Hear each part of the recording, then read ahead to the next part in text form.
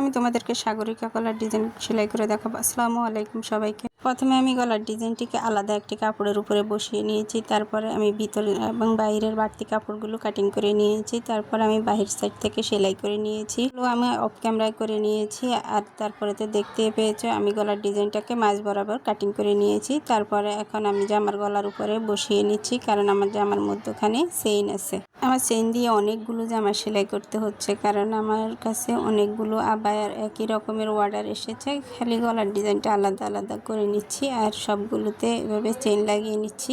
এখন আমার জামার গলাটা সেলাই করা হয়ে গিয়েছে। এখন আমি যে বাড়তি ভিতরে যে কাপড়টা আছে 1/2 ইঞ্চি রেখে আর সবগুলো কাটিং করে নিচ্ছি।